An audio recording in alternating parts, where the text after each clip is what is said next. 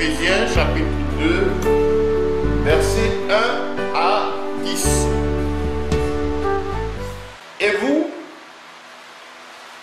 lorsque vous étiez morts dans vos fautes et dans vos péchés, dans lesquels vous avez marché autrefois, selon le train de ce monde, selon le chef de l'autorité de l'air, de l'esprit qui opère maintenant dans les fils de la désobéissance, parmi lesquels nous aussi, nous avons tous vécu autrefois dans les convoitises de notre chair, accomplissant la volonté de la chair et des pensées. Et nous étions par nature des enfants de colère, comme aussi les nôtres. Mais Dieu, qui est riche en miséricorde, à cause de son grand amour dont il nous a aimés, alors même que nous étions morts dans nos fautes, nous a vivifiés ensemble avec le Christ. Vous êtes sauvés par la grâce. Et nous a ressuscités ensemble et nous a fait asseoir ensemble dans les lieux célestes, dans le Christ Jésus, afin qu'il montrât dans les siècles à venir les immenses richesses de sa grâce, dans sa bonté envers nous dans le Christ Jésus. Car vous êtes sauvés par la grâce, par la foi, et cela ne vient pas de vous, c'est le don de Dieu. Non pas sur le principe des œuvres, afin que personne ne se glorifie, car nous sommes son ouvrage, ayant été créés dans le Christ Jésus, pour les bonnes œuvres que Dieu a préparées à l'avance, afin que nous marchions en elles. Amen. Nous voulons là parler de la place de Dieu dans la vie du disciple de Jésus. Ce n'est pas la place de Dieu dans la vie du croyant. Nous sommes tous des croyants. Il faut faire une différence entre un disciple de Jésus et les croyants qui sont la multitude de ceux qui se présentent dans les communautés, qui par-ci et par-là disent « je suis chrétien ». Tous nous sommes des croyants, mais les disciples, ce sont ceux-là qui vivent comme le maître. Le mot disciple nous fait penser au maître. Nous sommes tous censés être des disciples de Jésus. Notre vie doit être copiée sur Christ. Nous devons être le reflet de Jésus. Regardez, le mot chrétien a été prononcé pour la première fois dans une ville, la ville d'Antioche. Dans Acte 11, le verset 26, il est dit, c'est là-bas que les disciples ont été appelés pour la première fois chrétiens. Et qui les appelait chrétiens? Ce sont les gens, les païens. Païen signifie étranger. Quelqu'un qui n'a aucune notion de la profondeur des choses de Dieu. Et là, c'était des juifs dans cette ville d'Antioche. C'est vrai qu'ils étaient juifs, mais ils étaient étrangers à Jésus et à ses œuvres, à sa parole. On appelle païen celui qui n'a pas les profondeurs de la parole. On voit Jésus même qui va plus loin dans Matthieu chapitre 6, à partir du verset 30. Il dit ne pas nous inquiéter du lendemain, car le lendemain aura le soin de lui-même. Et que ceux-là qui s'inquiètent du lendemain, ce sont les païens. Ça veut dire quoi? Si tu dis que tu crois en Jésus et que tu te soucies de ton lendemain, le Seigneur te traite de païen. Nous on appelle païen celui qui ne va pas à l'église, ou bien pour le thème habituel, ne va pas à l'église celui qui n'a pas Christ. Mais Jésus appelle plus loin païen celui qui croit, qui dit qu'il croit en Jésus, mais qui est soucieux des choses de ce monde, qui a dans son âme les soucis du siècle présent. Jésus dit que c'est un païen, un étranger.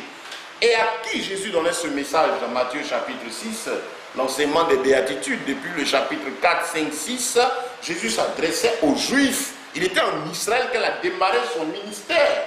Et c'était déjà les bases qu'il jetait dans le cœur de ceux-là qui voulaient le suivre, la foule qui entendait et le tri que sa parole allait opérer. Jésus est en train de travailler déjà pour attirer l'attention sur ce qu'elle a vu avec lui. Il dit, celui qui se soucie du manger et du boire, celui qui enseigne de se soucier de ce qu'on va être.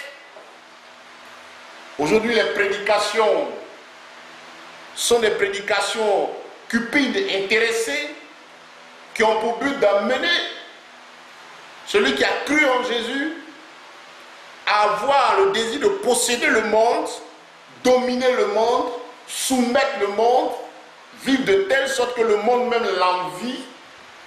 Un message carrément anti-biblique. Vous savez pourquoi est-ce que les pharisiens n'étaient pas d'accord avec Jésus? Quand Jésus arrivait en Israël, il était réellement attendu de toute la population. Tous les Juifs l'attendaient. Mais ce n'était pas pour les mêmes objectifs que chacun attendait le Seigneur. Vous avez dans le peuple juif, les pharisiens, la classe des sacrificateurs, ces responsables religieux qui attendaient aussi le Messie. Eux, ils attendaient le Messie parce qu'il se trouvait qu'à leur époque, le peuple d'Israël était prisonnier des Romains. Donc, ils désiraient une délivrance physique. Ah, il a été écrit depuis Moïse, depuis les prophéties annonçaient que le Messie va arriver. Donc, nous, on attend le Messie. Certainement qu'il viendra encore pour établir nos droits. Nous ne pouvons pas accepter qu'Israël soit toujours soumis aux impôts des Romains. Qu'il y ait la domination de César de Rome encore sous nos autorités religieuses. Donc les autorités religieuses, les autorités civiles d'Israël, ce n'est pas qu'ils se souciaient de la gloire de Dieu. Ils en avaient marre d'être sous la puissance d'un pays étranger, d'une autorité étrangère, d'un autre État, de payer des tribus, des impôts à Rome. Et donc ils espéraient une délivrance physique pour qu'ils puissent continuer de peser sur le peuple, dominer le peuple. Parce que c'était eux aussi qui étaient arrivés à faire croire au peuple que tiens, si eux les pharisiens, les prédicateurs, les hommes disent de Dieu ne sont pas heureux, le peuple sera toujours malheureux. Pour qu'un homme de Dieu soit en paix, il faut sinon pour qu'un chrétien soit en paix, il faudrait que son prédicateur soit en paix. C'est la condition d'abord. Les pharisiens avaient enseigné ça. Ces enseignements ne datent pas d'aujourd'hui. C'est depuis les temps anciens. Et donc il y avait ce problème. Il fallait faire de grosses offrandes. Sinon, si on ne les faisait pas, Dieu ne les approuvait pas. De telle sorte que la pauvre veuve qui avait, cette pauvre femme qui avait les 2 deniers, avait honte même de mettre son offrande dans le panier parce que ça ne valait pas grand chose.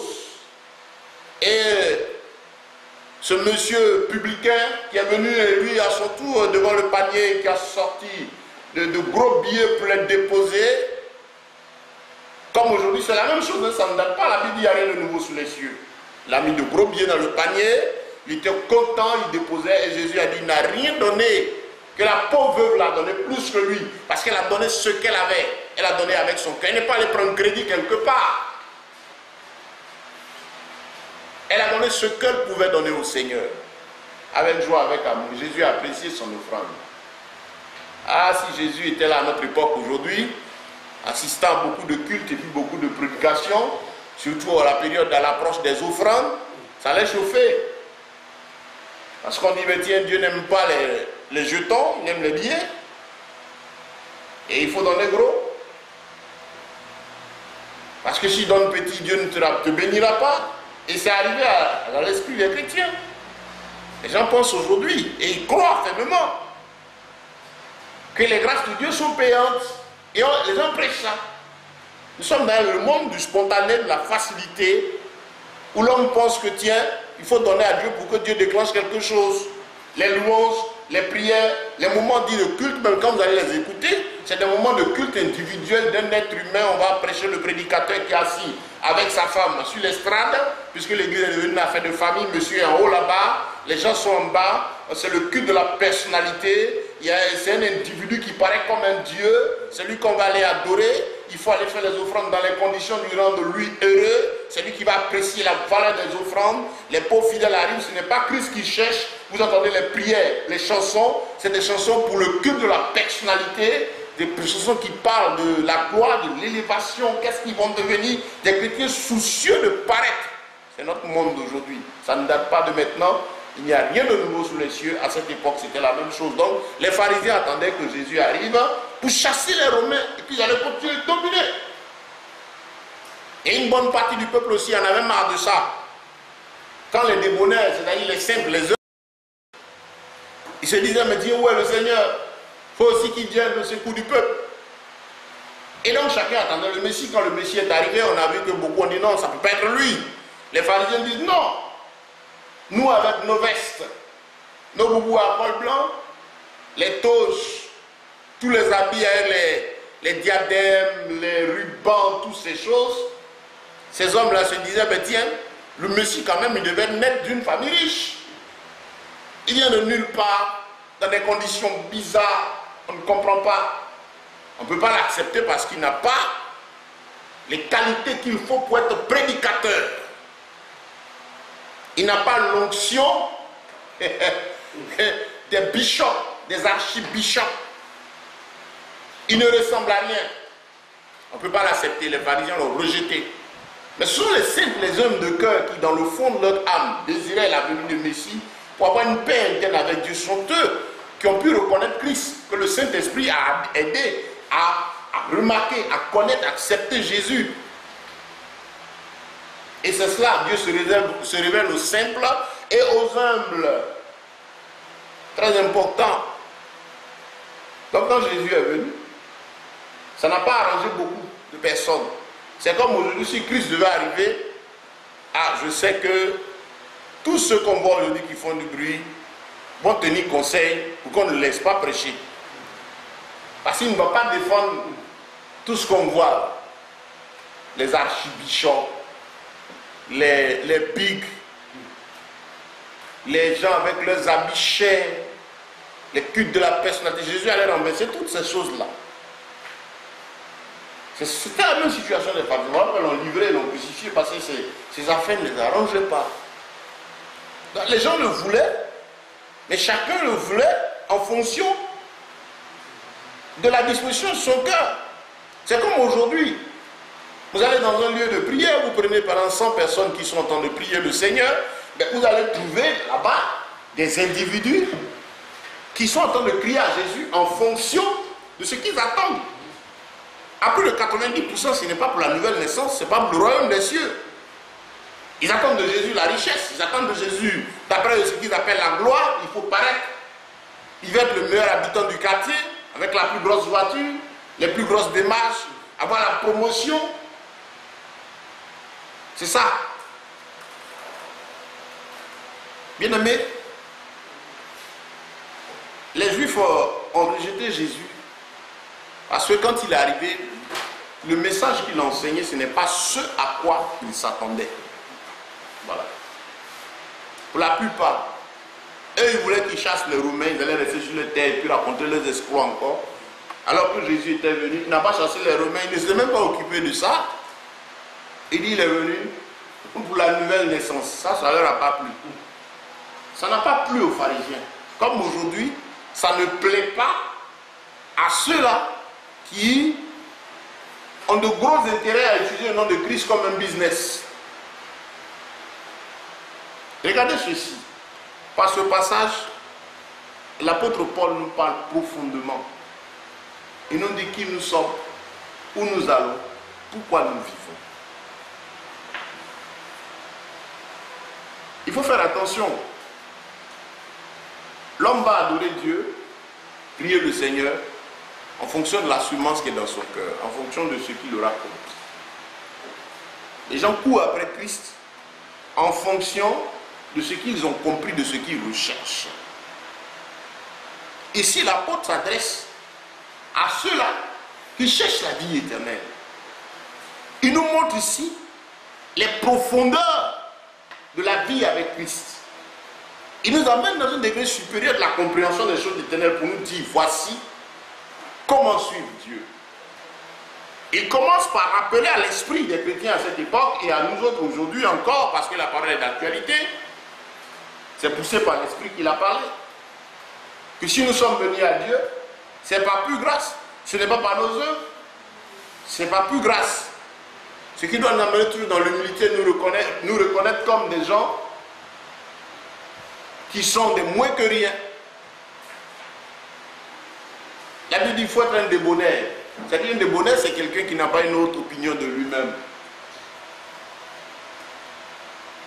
Nous devons être des hommes humbles, simples, effacés. On a vu cela avec Jean le Baptiste. Ses disciples étaient inquiets quand Jésus a commencé son ministère parce qu'on n'entendait plus parler d'eux. Ils sont venus se plaindre. Qu'est-ce que Jean a dit? Il dit non, il faut que lui croisse et que moi je diminue. Amen. Et c'est cela. Jésus vient parler au cœur de ceux qui cherchent les profondeurs de l'Éternel. J'aime bien cette parole-là, parce qu'elle nous dit que si nous sommes sauvés, ce n'est pas plus grâce. Nous ne devons même pas envier le monde, nous ne devons pas blâmer, condamner ses païens, parce qu'aujourd'hui on a des prières pour condamner le voisin, condamner le collègue de service, le lier, le tuer même. Des prières pour que les gens meurent. Les gens prient lui-même pour que les sorciers meurent. Là, me dit, mais tiens, quelle est cette histoire? Le sorcier, c'est un être humain. Pour que l'être humain en question meure, la Bible, on n'a pas à lutter contre la chair et le sang. On aura une occasion de développer le combat spirituel. Mais c'est contre les démons que nous avons à lutter. Un chrétien n'a pas prié pour que quelqu'un meure. Il n'a rien compris de l'évangile. Des gens qui sont maudits seulement. Ça, c'est chez les chrétiens. Ils sont devenus tellement importants que tout le monde doit les craindre. Avec une démarche bizarre, quand il passe dans le quartier, on doit savoir qui c'est lui. Si c'est le prédicateur, il est nerveux. S'il est assis dans une voiture, il faut qu'on sache qu'on lui fasse la place. Ainsi de suite. Les honneurs, les gloires. Au point que s'il n'a pas ses gloires, il est tout de suite prêt à maudire. Et ça, c'est comme ça les gens vivent aujourd'hui. Il tue ses ennemis. Les sorciers doivent le craindre.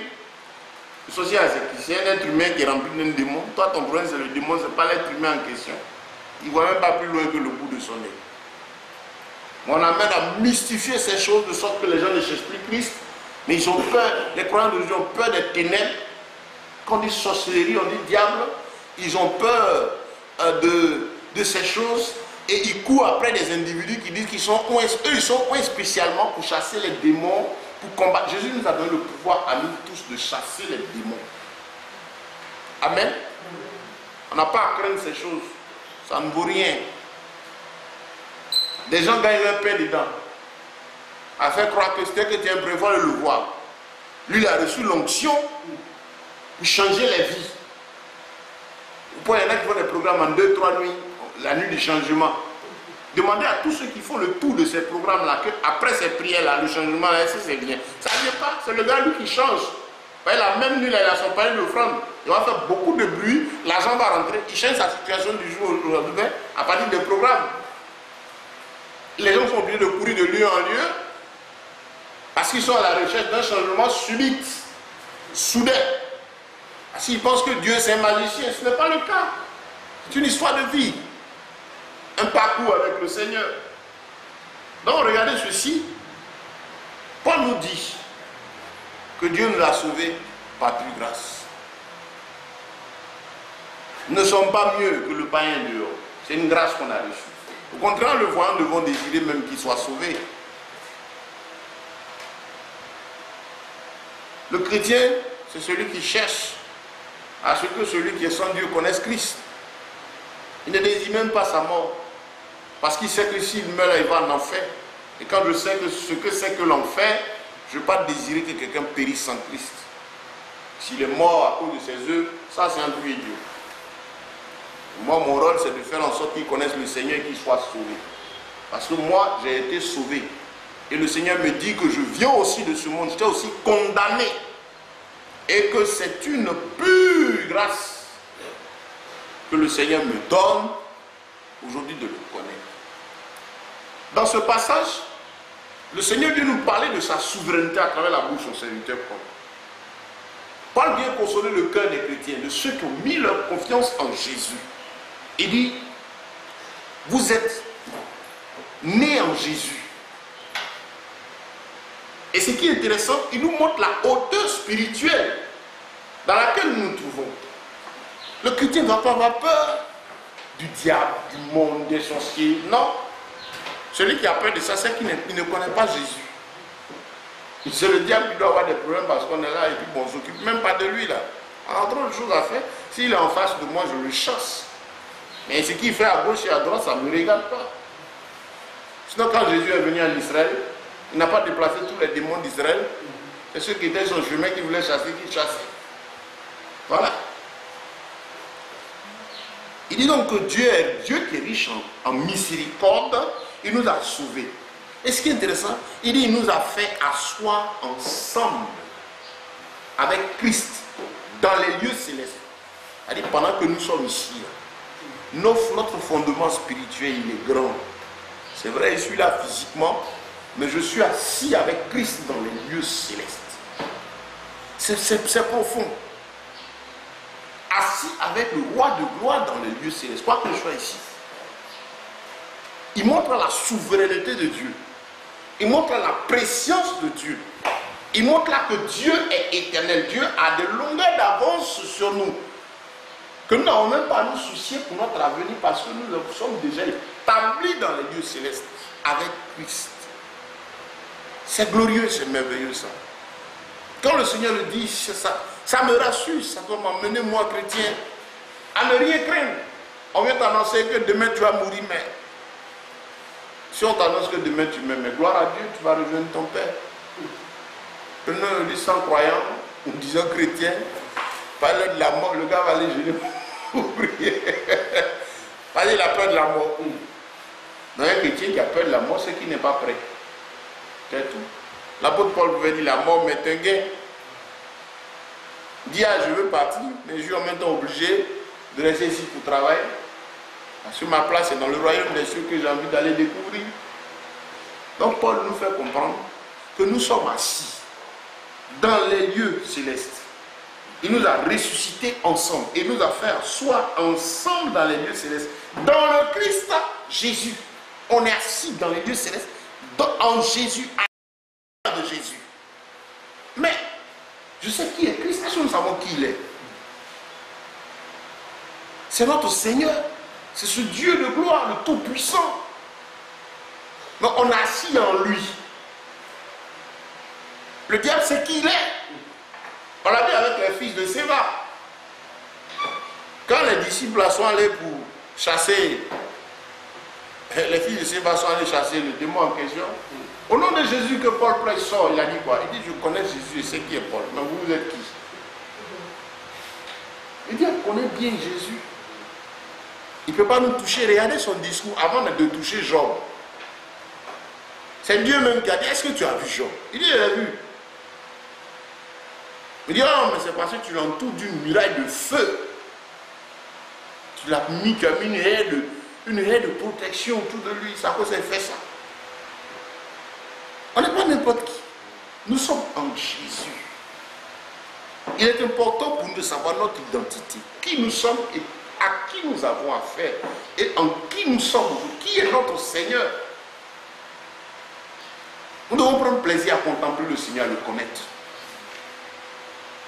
À savoir qui il est. Celui qui sait qui est Jésus et qui sur une base sincère le suit, n'a pas à craindre le monde, n'a pas à avoir peur du monde, n'a pas à se soucier du lendemain. Nous sommes éprouvés, nous pouvons rencontrer des difficultés, nous pouvons être formés par l'Esprit de Dieu, mais nous savons en qui nous avons cru. Quand l'apôtre Paul disait, moi je sais en qui j'ai cru, il y avait en face de lui l'adversité des Romains, les gens étaient en train de le perturber, le troubler pour l'amener à avoir peur, à renier le Seigneur. Il dit, moi Paul, je sais en qui j'ai cru. Vous amusez, mais je sais en qui j'ai cru. Il est la plénitude, la gloire de Dieu. Il a dit que Jésus est la plénitude de Dieu. Il est celui qui remplit tout en tout. Comme lisait Éphésiens chapitre 1, c'est encore là un excellent passage qui nous montre. Dans Éphésiens ici, Paul nous montre qui est Jésus, sa dimension haute et comment nous sommes en lui. Et comment aussi le diable sait qui nous sommes. Gloire à Dieu. Il nous a fait asseoir avec lui. Le fait de s'asseoir, c'est une position, c'est un acquis. Dieu nous montre ici par le thème asseoir les pas solides sur lesquels nous sommes. Il dit nous a fait asseoir. Il nous a pas fait arrêter dans les lieux. Il dit on est assis. Il dit on est posé. Nos bases sont solides. Il a fini de tout faire autour. Il a pris toutes les dispositions. On n'a rien à craindre. C'est pourquoi il a dit bannis l'inquiétude car tu n'as rien à craindre. Et c'est pas facile. On voit Jésus, quand Israël attaqué dans l'Ancien Testament, dans Ésaïe 30, le verset 15, il dit c'est dans le calme de la confiance que se trouve ta force. Mais tu n'as pas écouté. Tu sais quand même qui je suis. Je suis Dieu. Gloire à Dieu. Je dis souvent, je dis, mais tiens, durant mon parcours, ma formation avec le Seigneur, Dieu m'a permis l'a permis à la mort de venir me faire tout. Au début, j'avais peur, il dit, la mort, je vais te tuer, je vais te tuer, je vais te manger, ça, je vais te faire ceci, je vais tout te faire, tout. C'était au début de la foi. Il a fait ce bruit-là pendant près de 20 ans. Je me suis rendu compte que tous les jours, il me dit la même chose, il va me tuer, il va me manger, puis je suis là. Donc, à la fin, il dit, mais tu n'es vraiment rien, toi. Ton désir de me tuer, mais tu peux rien me faire. Donc, ce n'est pas tes petits disciples, là, il va pas essayer que tu peux rien me faire. Mon Dieu m'a laissé là, il dit, bon, viens, tu as fait. Il a tout fait. Donc, je dis souvent, il dit, j'ai vécu à la mort jusqu'au début, un peu, mais il est à la mort. Il dit, ah, c'est toi la mort? D'accord, bon, moi j'ai autre chose à faire. En passant. On veut faire peur aux chrétiens. Et les enseignements aujourd'hui qui sont donnés comme si il y a certaines pratiques qu'il faut faire, si tu n'as pas fait, voilà ce que Dieu a fait. On a peur de l'année. On fait des sacrifices pour ne pas que l'année soit comme ça. On prend possession du mois. On prend possession du jour. C'est des enseignements qui sont tirés des loges mystiques. Oui.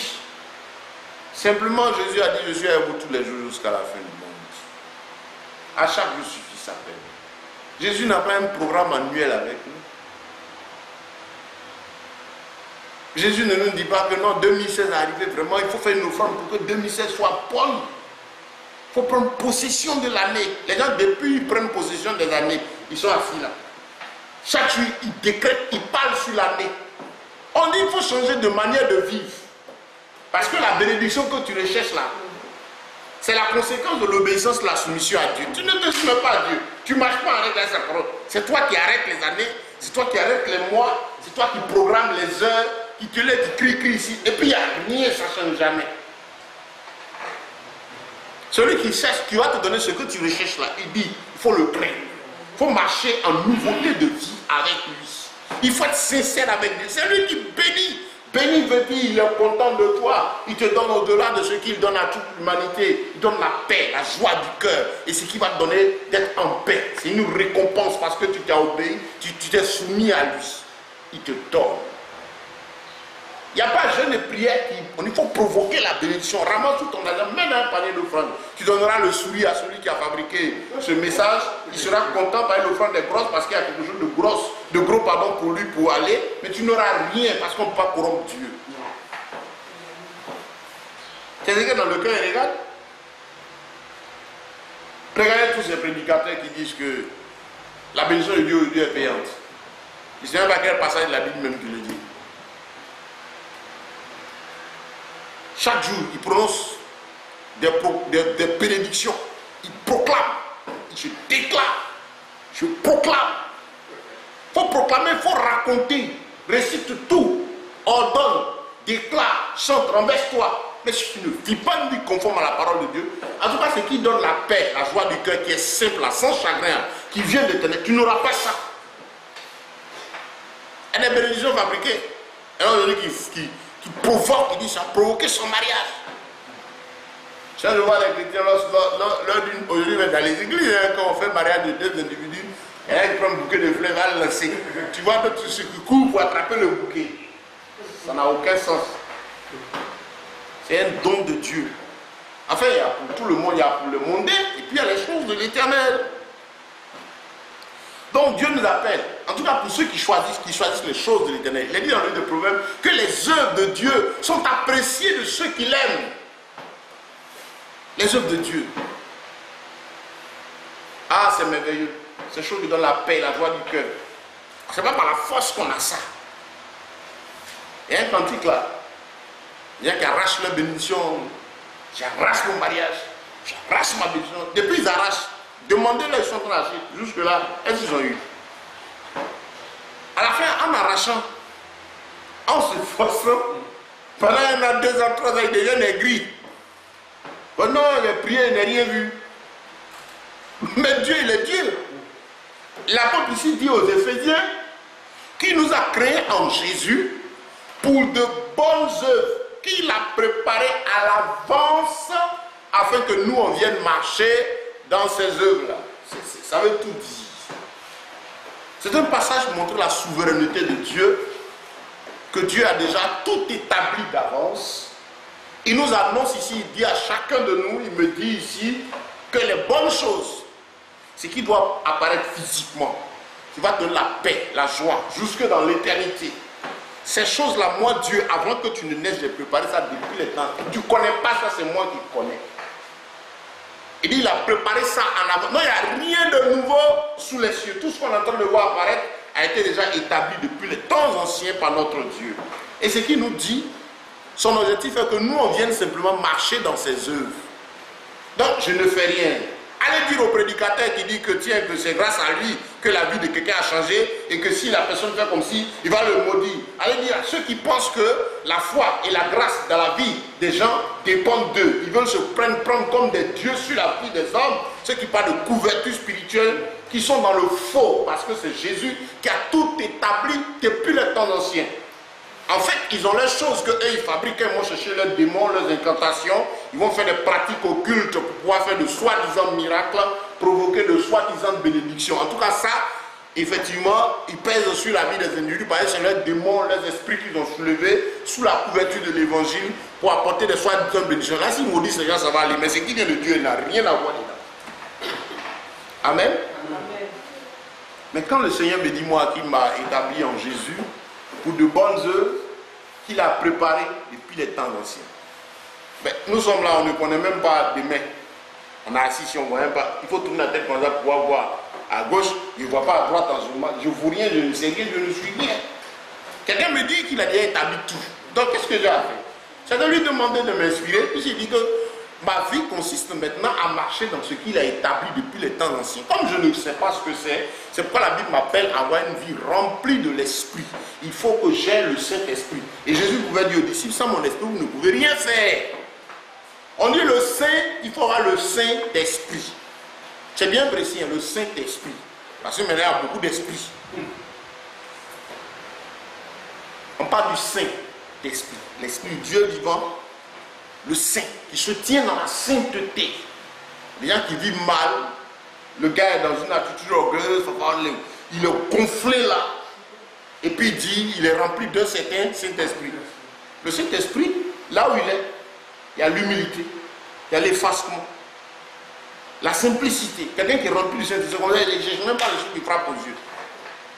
Je ne peux pas croire en ça. Quelqu'un qui vient dit non, il est rempli d'un certain Saint-Esprit, et soucieux en train de chercher ce qui apparaît. Vraiment, ce n'est pas l'Esprit de Dieu. Ne cherchez pas à fabriquer des choses pour... Ne cherchez pas à arranger Dieu. Il est tout puissant pour sa parole. Il dit, ce n'est pas lui. L'apôtre Paul a félicité les chrétiens de Béret. Parce qu'ils examinaient toutes choses. Prenez sur vous d'examiner les choses. Recherchez votre Dieu se trouve dans la simplicité et dans l'humilité. Si quelqu'un essaie d'attirer votre cœur vers ce qui apparaît, vers ce qui frappe aux yeux, n'y allez pas. Si quelqu'un vous amène à vous soucier de l'aspect matériel, n'y allez pas. Je me rappelle, j'ai des frères en Christ, que dans le temps, quand j'entends en plein dans l'exercice du ministère, et pendant un moment de douloureuses épreuves où Dieu est en train de me former, me faire passer par le désert, m'apprendre beaucoup de choses, ces frères m'ont trouvé, ils ont dit non, parce que là, j'étais dans une villa qui était grande, et puis un coup, il y a eu des moments de difficultés qui sont arrivés. Ils ne savaient pas ce qui se passait là entre moi et mon Dieu. Le Seigneur m'avait dit, il dit, tu vas traverser des moments difficiles. Il est même dit cela à ma femme aussi. Pour moi, j'ai pensé que ça n'allait pas trop durer.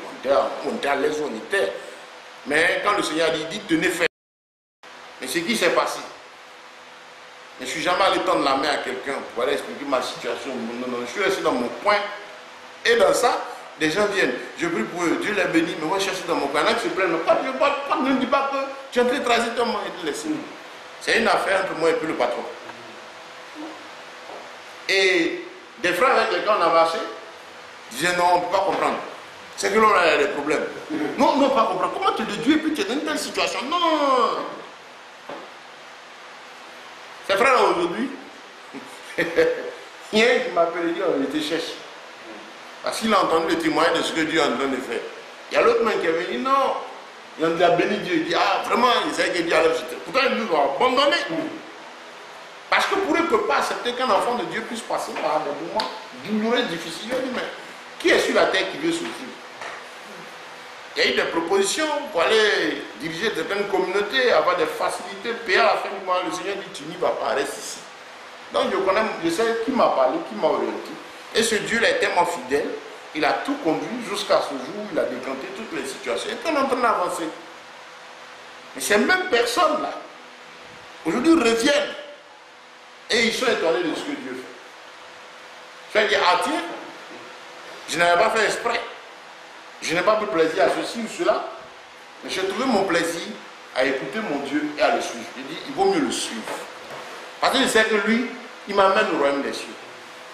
Le chemin n'a qu'à être tortueux, difficile, mais ce qui est important pour moi, c'est de savoir que c'est lui qui est devant. Paul ici nous montre l'importance de l'intimité avec Dieu.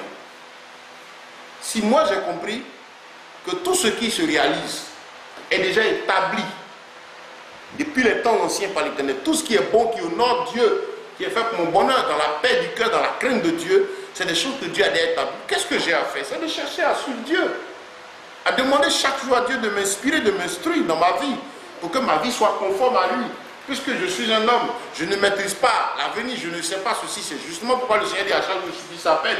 Mon rôle, c'est de prier pour que ma vie soit, le Seigneur m'aide, il m'oriente, et de mener une vie conforme à la parole de Dieu, par la grâce de Dieu, de telle sorte que chaque jour j'ai l'inspiration divine nécessaire pour poser les actes que Dieu me veut par jour. Amen. Amen.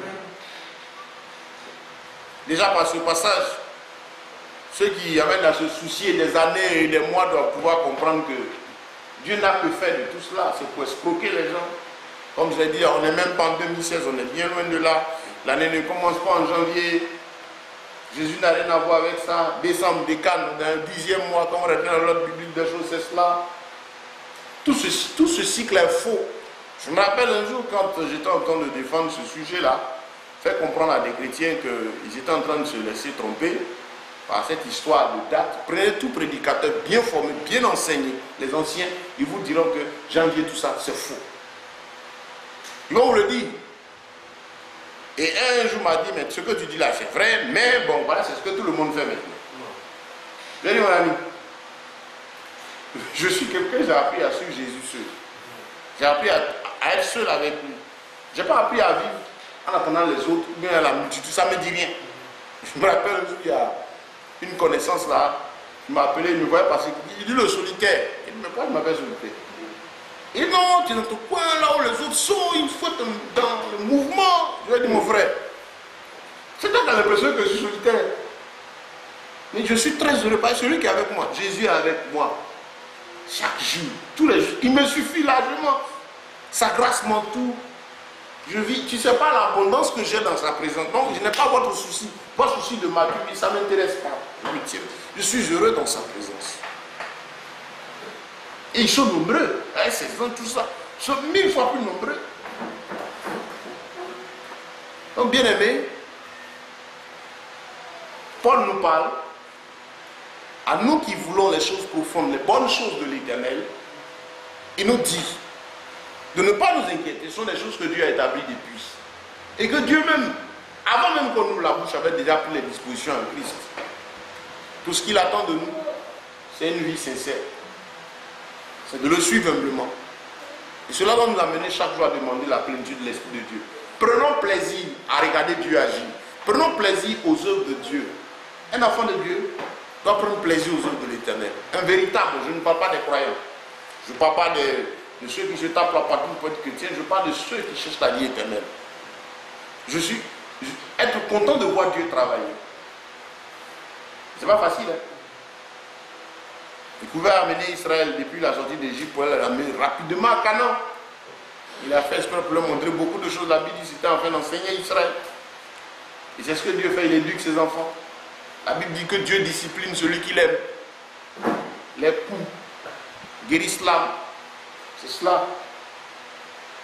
Donc, par l'enseignement de ce soir, ça nous dit, pour nous qui attendons Jésus, pas comme les pharisiens autrefois, qui ont été obligés de le livrer, et une bonne partie de la foule qui l'a rejeté parce qu'ils l'attendaient pour satisfaire leurs besoins matériels,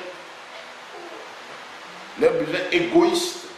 Parce que Dieu pouvait effectivement, mais pas dans... Dieu ne bénit pas, il n'agit pas pour que les voisins parlent de nous, il n'agit pas pour qu'on soit le plus grand de la famille. Ce n'est pas ça l'objectif de Dieu. Il agit pour qu'à travers nous, son nom soit glorifié, que les gens se convertissent, qu'ils reconnaissent que Jésus est Seigneur. Et pour nous qui sortons, le chrétien n'a pas à chercher, je ne sais pas ce que les gens appellent le Jésus gloire. La gloire de Dieu, c'est la vie de Christ. Quelqu'un qui est rempli de la gloire de Dieu, il est rempli de Christ. Et là où Christ se trouve, il y a l'effacement, la simplicité, l'humilité, il y a l'amour de Dieu, la joie. C'est les hommes du monde se demandent, mais qu'est-ce qu'il a? Mais toi, tu es heureux parce que tu as Jésus en toi, aussi simplement. Ce n'est pas celui qui dit, non, je suis chrétien, chaussures pointues, des vestes serrées, des prédicateurs, des croyants plaqués comme des jouets, des poupées Barbie et tout ça. Et à latin, un de ces habillements, ils disent, ils ont l'onction dans ces trucs serrés, on dirait des plaisantins. Il y a un nouveau type de boubou en anglo-façon laquelle les gens portent là, pour ressembler aux Indiens là. Et c'est devenu un phénomène de mode. Chacun va aller se faire coudre sa veste, à mettre le col blanc dedans, pour se serrer, mettre son bonnet sur la tête. Ça n'a aucun sens. Si ça avait un sens, le Seigneur allait venir avec des habits spéciaux, descendant du ciel. Il n'allait même pas toucher la terre. Il allait s'asseoir, oh là là. Et puis il allait avoir au moins des personnes qui attrapent sa Bible, et ainsi de suite. J'ai demandé à un jeune homme encore la dernière fois, il dit, mais tu fais quoi à l'église?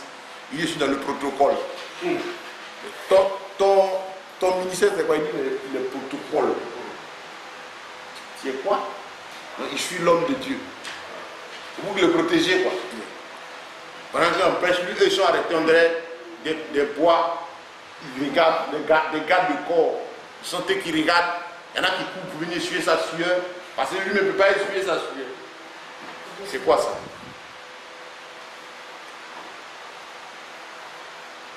Hein? Beaucoup lui venir un lot à boire. Mais si dans tel prêcher, il y en a qui courent pour venir.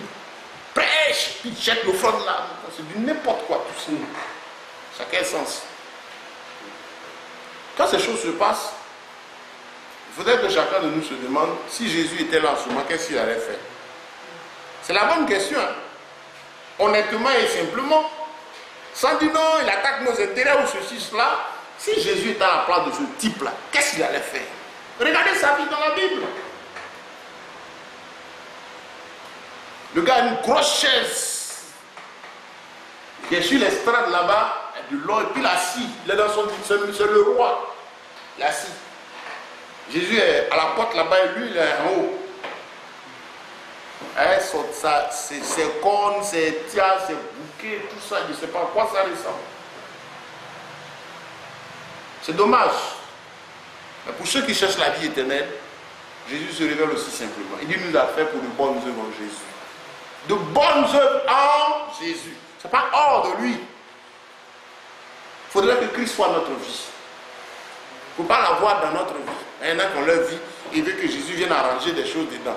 Christ est ma vie. Il ne faut pas qu'il soit hors. On rappelle quand on est dans le besoin.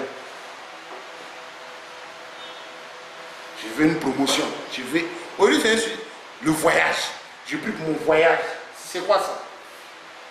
Si voyager, promotion, les païens là, il y en a qui voyagent, ils sont fatigués de voyager. Ils sont sauvés. Il y a un prédicateur qui a dit un chrétien qui avait pris l'avion. Et vraiment, il est dommage.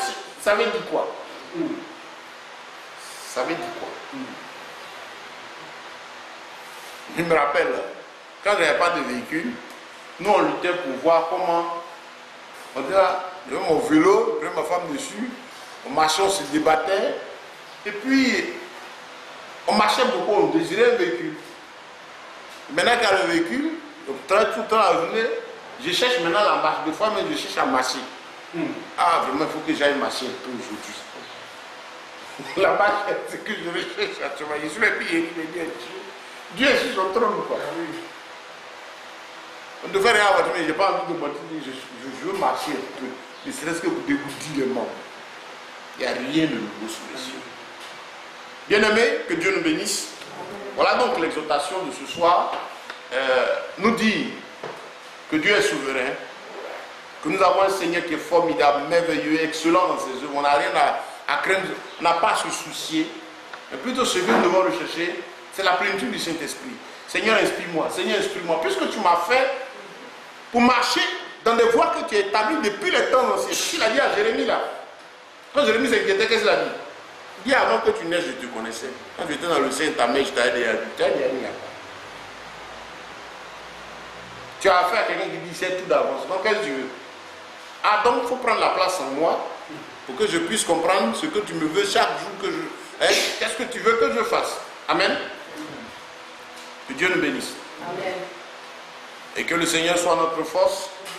Je crois que nous allons prier, demander à Dieu de nous aider à le comprendre, à comprendre les profondeurs de sa parole. Nous en avons besoin. Et qu'on ne soit plus à marcher comme ça par hasard, à convoiter, à envier, mais à prier, à nous laisser inspirer par l'Esprit de Dieu dans tout ce que nous faisons. La Bible ne sent pas ce qu'il nous convient de demander, mais l'Esprit de Dieu nous aide. Que Dieu nous inspire de prier, d'intercéder, inspiré par lui, orienté par lui, selon qu'il a voulu et qu'il veut que les choses se fassent à l'instant T et pour la suite de nos jours, puisque c'est lui qui a déjà tout établi depuis les temps anciens. Je ne veux pas d'œuvre charnelle dans ma vie, mais je veux que dans ma vie se réalisent des œuvres de l'Éternel, ce qu'il a décidé depuis les temps anciens. Prions le Seigneur. Béni sois-tu. Béni soit ton Seigneur. Merci pour ta fidélité qui nous. Merci pour ce précieux moment encore que nous avons.